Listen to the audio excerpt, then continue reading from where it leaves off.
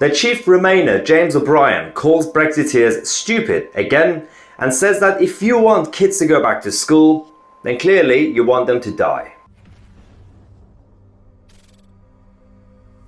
Well, it's been a while since we've talked about James O'Brien on this show. For those of you who don't know, well, if you don't know him, then you're lucky. But if you do know him, he's the LBC presenter and chief Remainer. He has a very specific style of presenting his radio show. He gets ordinary people to call into his show, and he tries to humiliate them and calls them uneducated and stupid. And he's with his smug behaviour and typical. I don't know. We're not going to use any bad words on this show because we're good people. But he's back again. He has slightly crossed the line. He was speaking to one of the listeners on LBC about schools returning and reopening, and he said that if you, as a listener or anybody else, wants kids to go back to school, even though we have evidence that it's safe to go back to school, then if even one child loses their life, it's on you. When that happens, it's on you, mate. Well, I don't agree. If I'm honest, you can't not agree with that. It's just true. When it happens, it's on the people that were most supportive of the idea of going back to school. That's why I'm in a very rare position of ambivalence. But then we never move. When do we move on, and when do we say it's You're not safe, arguing with me. You're agreeing with me, but it's on you. Well, that dead child. Well, we can look at the statistics and talk about the children who are dying. I only need to find one, Michael. Yeah. Well, and it's on you. But then, okay, that's fine. But then, when do we go?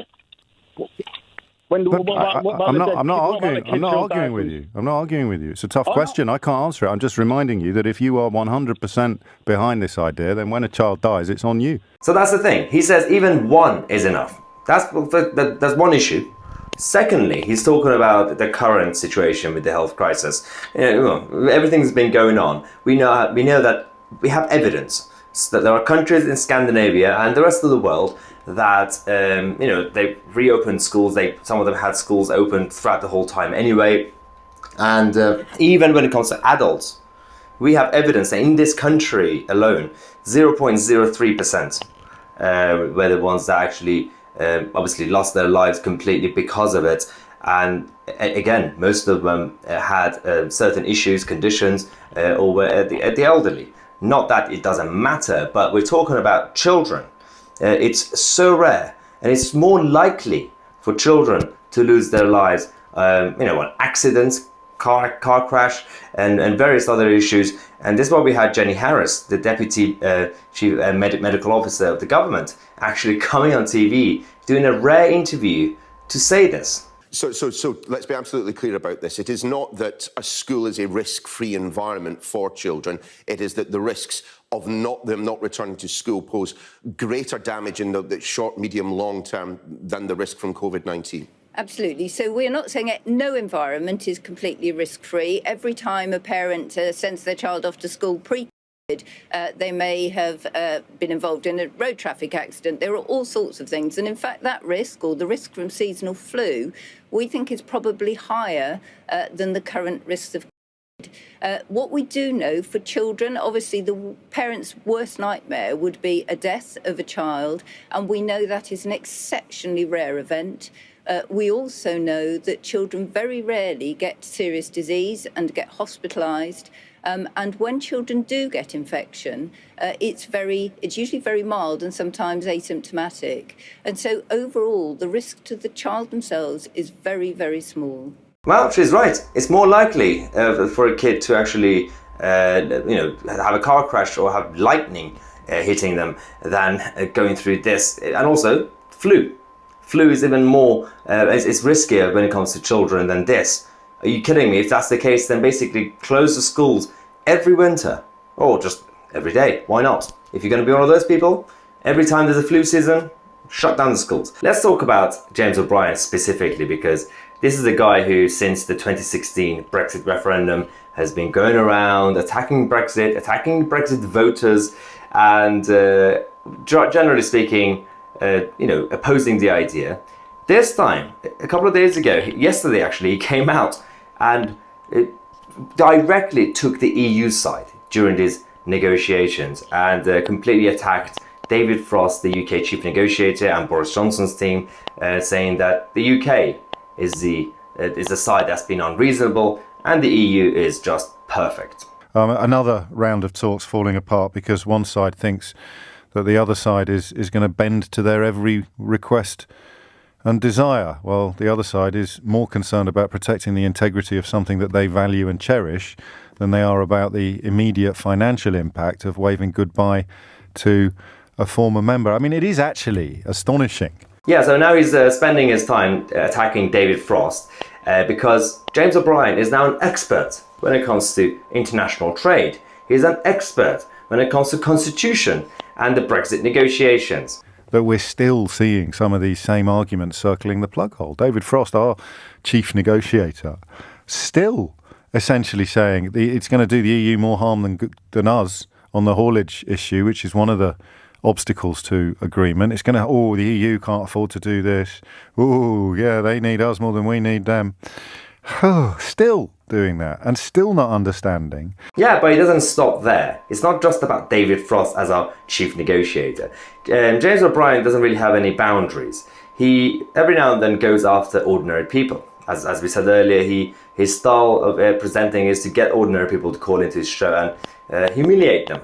He's now saying that the Brexit voters, as usual, didn't know what they voted for. They had to be tricked into it by the Brexit campaign. And I think, to be generous, because you know how hard I've tried over the last 4 years to recognise that many, many decent people voted for Brexit under false pretences that are not entirely their own fault. I mean, listen, every racist I've ever met voted for Brexit as well.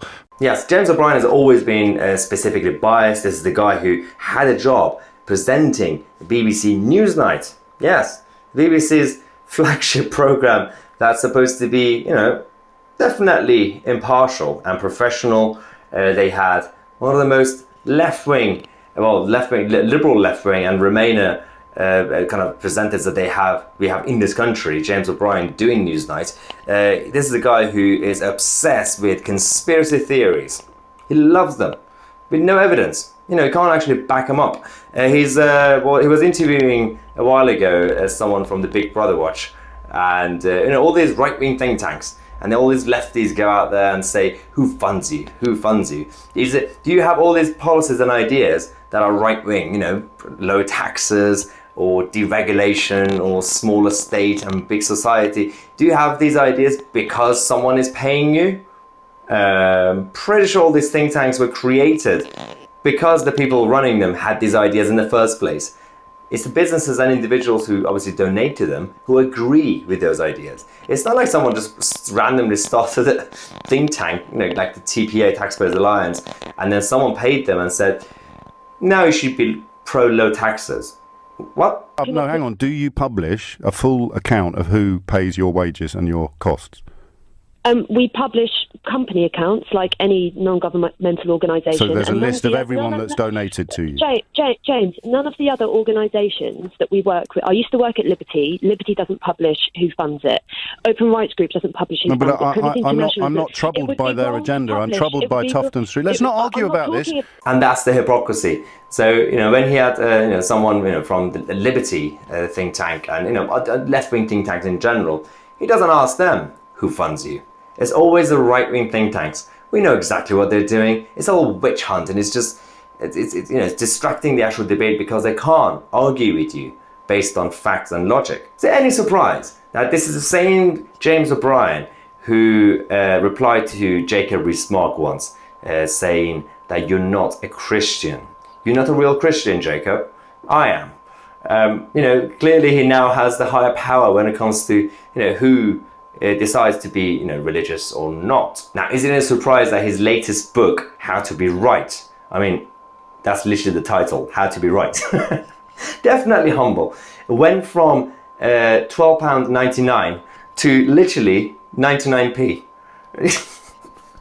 I mean, I'm not even that surprised anymore because this is a guy that has been spreading all these rumors, all these lies, and somehow he's wondering why no one's buying his book. Well, yeah, so I just decided to kind of make this video especially because of what he said about schools reopening and children not being safe for some reason, which is absolutely idiotic. There's no evidence for that. So I wanted to kind of say that, and so for you guys to actually share this video so everyone knows the truth about James O'Brien. And for those of you who missed yesterday's video, as you can see, we're in a new studio and we got a new office and everything. And at the end of this video, keep watching, because we're gonna put the actual schedule of the new format of the show. We're gonna have, obviously, on this channel a number of different shows every day, twice a day ideally, which will be on the screen in a minute. One thing, don't forget, Thursday we're gonna have our first call-in show, so you can actually call in to actually obviously ask questions or anything.